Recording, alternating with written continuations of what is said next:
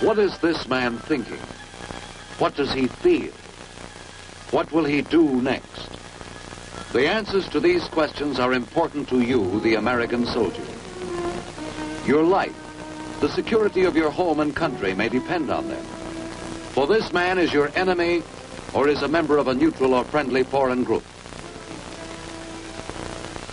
He may carry a gun, push a plow, or run a machine.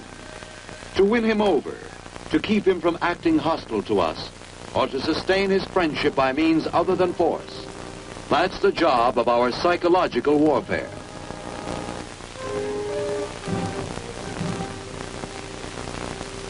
Psychological warfare aims at vital targets, thoughts, emotions, opinions, attitudes.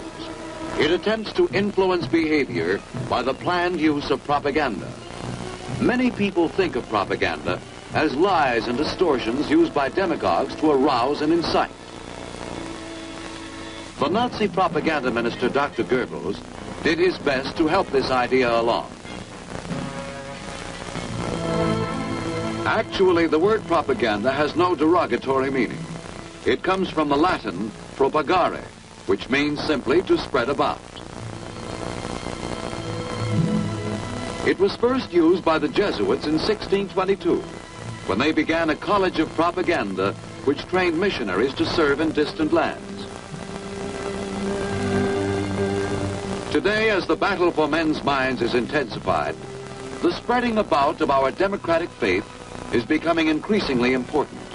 Our national foreign information programs are used to support the accomplishment of our national aims and policies.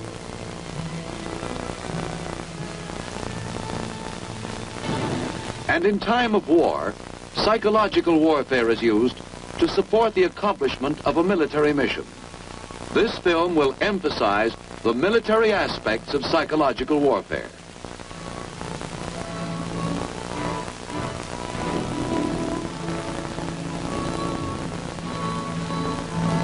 The use of psychological methods to influence enemy behavior in combat is not a new concept.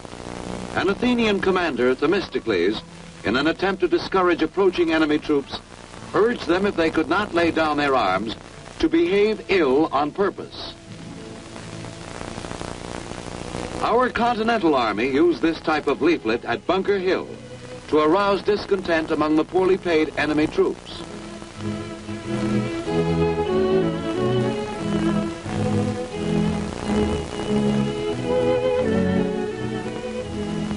In the Napoleonic Wars, from ships standing off the French coast, the British launched kites bearing anti-morale leaflets.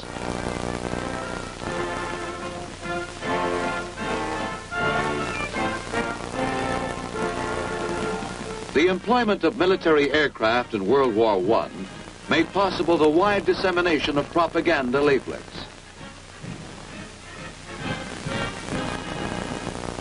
By World War II, new advances and operational techniques moved psychological warfare into high gear, made it an integrated part of our military organization. Experience has taught us that military action alone can win, but the costs in men and materials run high. Psychological warfare, effectively used in support of combat action, can reduce casualties and cost.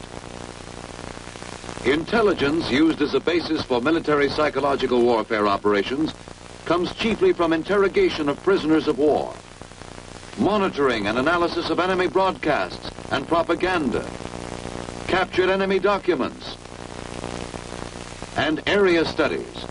Reports are made available through G2 to the psychological warfare officer. Intelligence is studied for psychological warfare use. Enemy troop vulnerabilities are determined and plans drawn up to exploit them. There are three broad areas: tactical, strategic, and consolidation, in which psychological warfare supports the military mission. Tactical support is aimed at the civilians and enemy soldiers in the combat area. Objective, to remove as many as possible as hazards to our troops by reducing their combat efficiency and will to fight.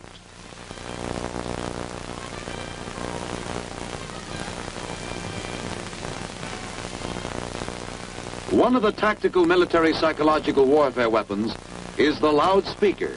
It has great mobility and can pinpoint its target.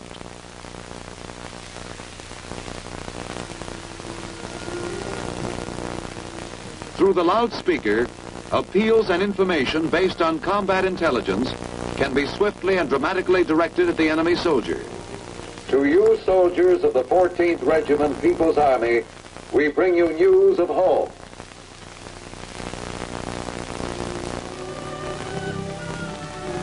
Another tactical psychological warfare weapon is the leaflet. It may be used in a tactical situation, may be distributed by a propaganda shell fired from the 105 howitzer. The leaflet confronts the enemy soldier with a tangible propaganda message which he can keep and refer to. Leaflets also may be distributed by tactical, strategic, and liaison aircraft.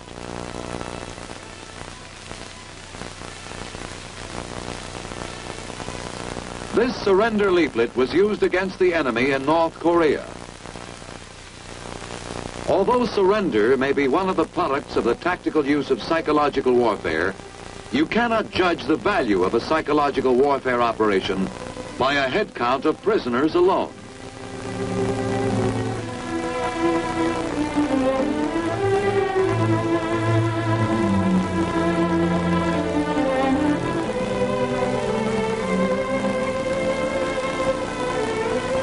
The slow piling up of anxiety and discontent in the mind of the enemy soldier can be equally effective in reducing his combat efficiency. Cumulative effects of well-planned and executed campaigns may result in other forms of defection, such as malingering, mutiny, desertion, or sabotage.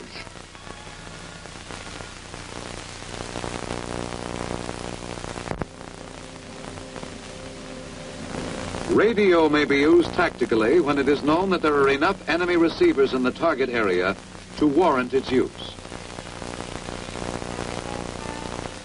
The second area in which psychological warfare assists the military is strategic support.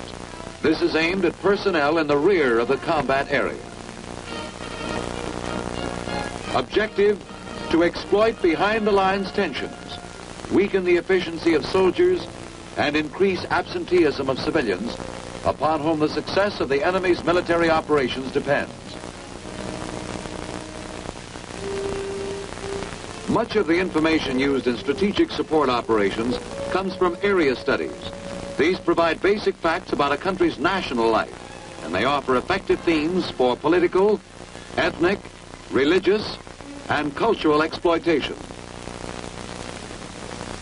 This leaflet, used strategically against the North Korean farmers, urged them to pretend sickness and not work for the communists who are rounding up labor crews.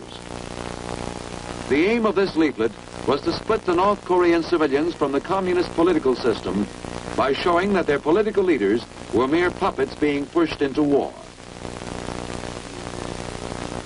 The civilian bomb warning leaflet used in Korea tended to split the civilians from their leaders and portrayed the United Nations forces as humanitarian and just. In support of strategic operation, radio may be highly effective, limited only by the range of the transmitter and the availability of radio receivers.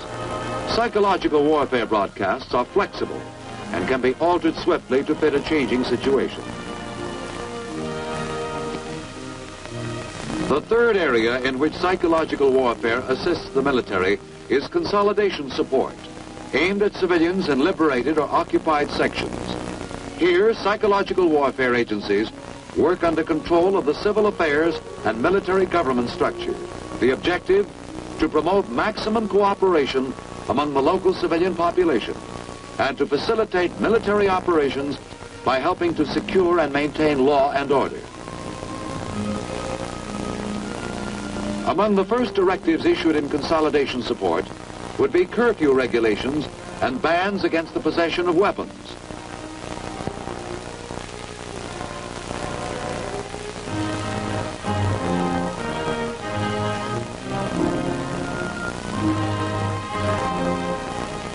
Later, as consolidation progresses, psychological warfare units furnish information on functional matters such as availability of electric power, water, and other vital resources and services.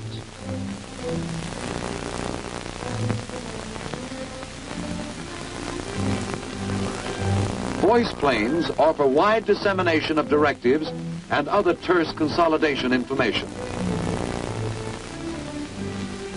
This type of leaflet was used in support of consolidation in an attempt to clear main supply routes of French civilians during the early stages of the Normandy landings.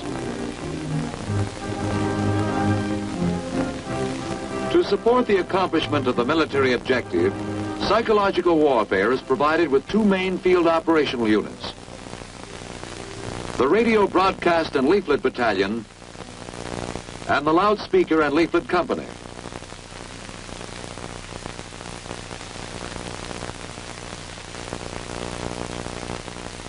The Radio Broadcast and Leaflet Battalion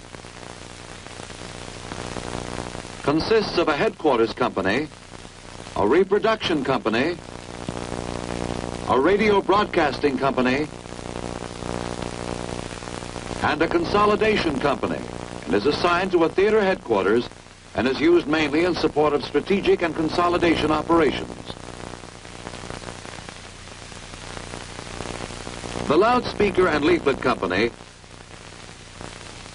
consists of a headquarters company, publications platoon, operations platoon, and a loudspeaker platoon, and is assigned to a field army and supports mainly tactical operations. The Chief of Psychological Warfare is directly responsible to the Army Chief of Staff for psychological warfare plans, operations, organization, and training. The United States has no monopoly on psychological warfare. The enemy has used it against our troops. Here is an example of enemy military propaganda disseminated in a simple way.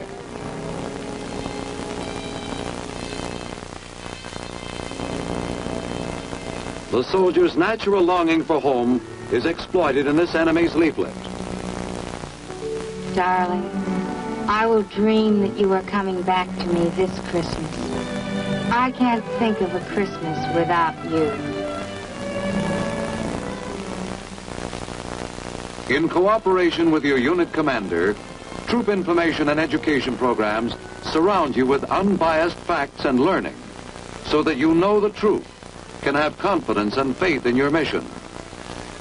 Every available information and education medium is used to arm you against the distortions and falsehoods of enemy psychological warfare. Your Army explains the democratic principles you're fighting for, shows you your stake in the issues, keeps you up to date on what's going on at home and abroad, lets you sound off when you've got something on your mind. The enemy's psychological warfare operations lean heavily on distorting the facts.